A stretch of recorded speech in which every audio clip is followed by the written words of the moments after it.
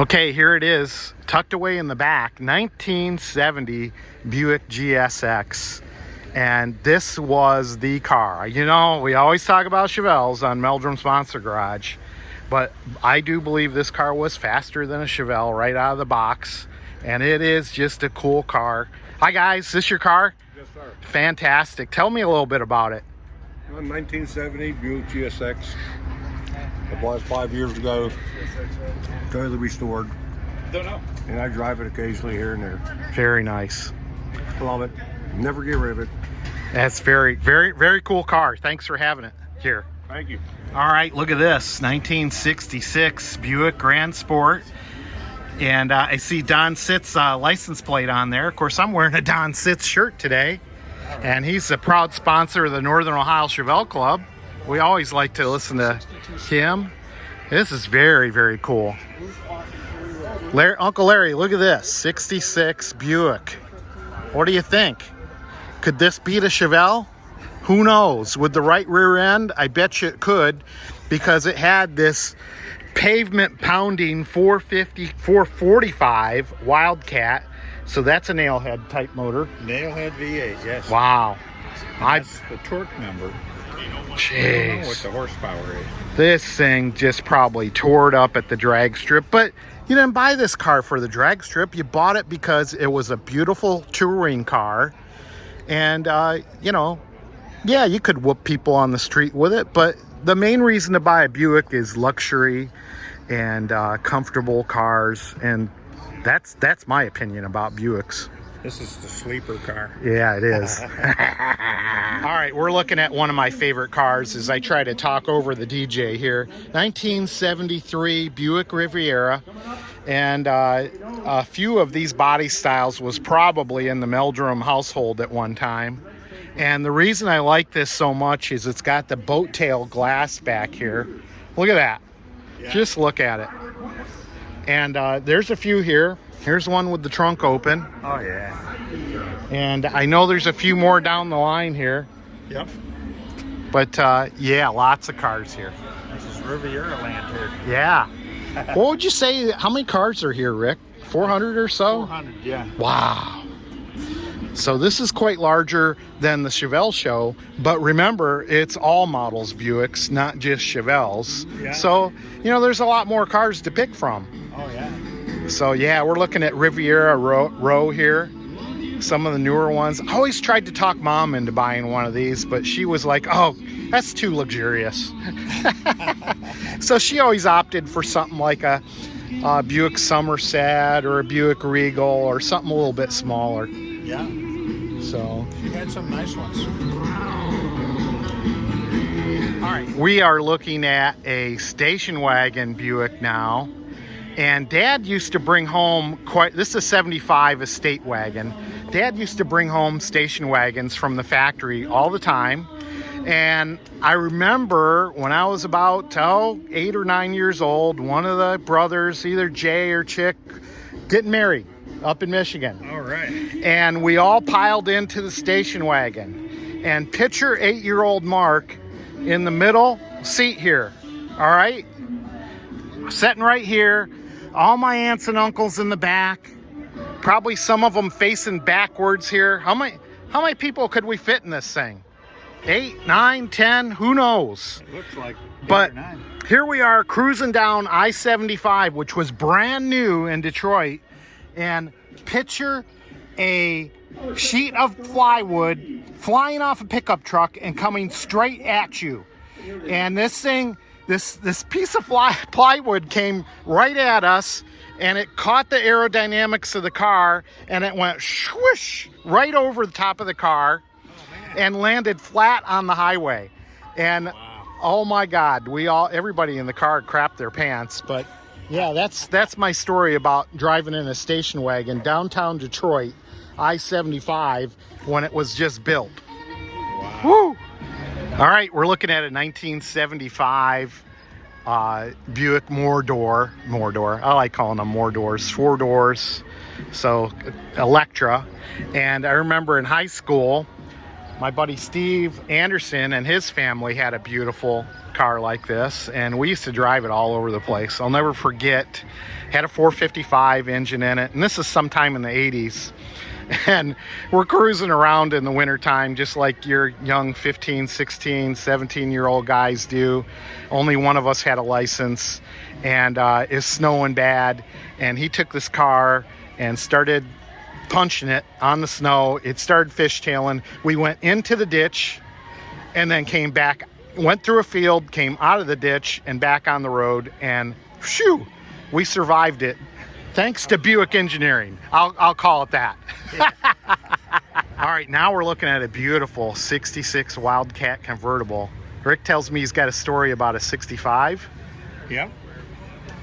We used to deal with Schubert Buick in Oberlin, and we ordered a new Skylark, and it wasn't going to come in for a while. So he loaned us one of these to drive around in until it came. And it was all rusty and nasty, but the mechanics fixed it up as a loaner car, and it was perfect for driving.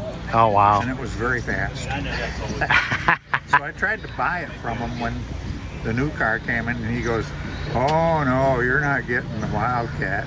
It's rusty, but it's a good car." And it was. Oh man. It was a wonderful car.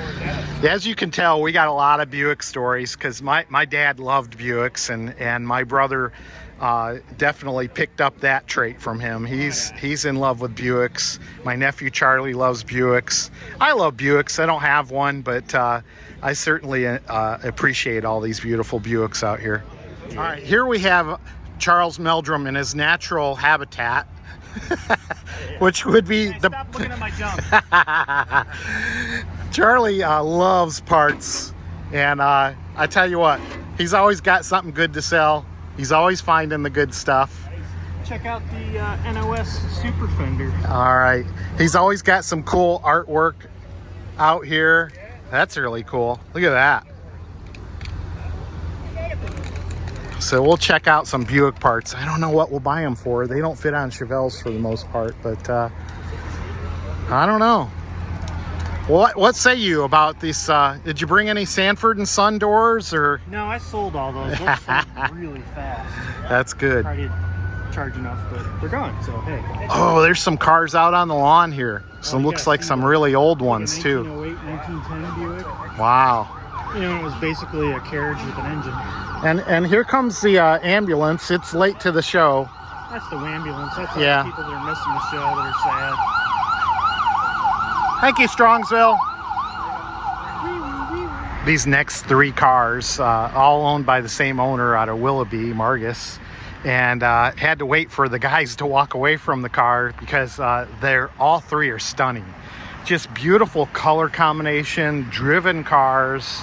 I heard them telling the stories a little bit. Look at this. We got Mercury with FTD flowers there. Very cool. And all three of these cars are just absolutely stunning. Oh, this one's Katie Lee. Okay, so all three of them this way. So I was a little bit off. 1932 Buicks. Just awesome. Awesome, awesome. Look at the fins, louvers that come out here. Just stupendous cars. Wow. And I'm gonna come over in here and ask Marcus, how did you get all three cars here? All four cars? All four cars. I have friends. Oh, nice. Well, Two thanks. Driven, two were trailer. Yeah. Thanks for bringing them out. They are absolutely gorgeous. I've never seen such a stunning color combination as this one. Yeah, this is Vicky chose the color. But And- she lets me buy cars, so. Nice. And I heard you telling the story. You drive these cars. Yes, those three I've driven all sorts of places. This one, not so much. Yeah. But we've driven the blue one way past Chicago. That one up to middle of New York. This one up into New York. Fantastic. Just absolutely fantastic. And your name's Marcus? Marcus. Yes. Marcus. How you doing? Marcus. Nice to meet you. Nice to meet you. Love it. This is a Buick Blackhawk, very special car, and it has Meldrum history that Charlie's going to tell you about.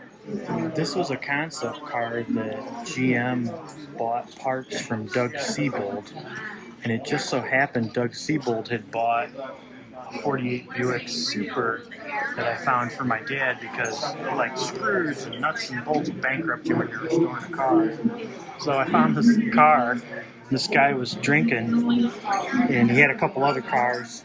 So I came back a couple months later, and the guy was drinking when I stopped by at like 2 o'clock in the afternoon. So I waited a couple months, and I said, "Hey, what do you want for that 48 Buick behind the shed there?" And he goes, he was half in the bag when I stopped back later. He goes, "Tell you what, $250, you can have it." So I bought it, and then I told my dad, he's like, "Well, you got to go pick up your birthday present. So you're gonna need a tow truck." Birthday So present. He stripped every part off that car, and he's been selling it to Doug Siebold for about 25 years now. But And some of it ended up on this Some car. of it ended up on this car. I'm not sure what body panels or What whatever. what but did you say, Rick? The rear body panels ended up? Those quarter panels, they needed those. So they took it from that car that Charlie acquired. Wow. And look at this. This is a piece of art. Absolutely. Look at that. Pop-up headlights, a beautiful leather interior. The bodywork is stunning. I know things look great on camera, but this is absolutely stunning when you see it in person. Wow. And you know, I can't help but notice that's kind of a Rick Meldrum sign over there, isn't it? There you go.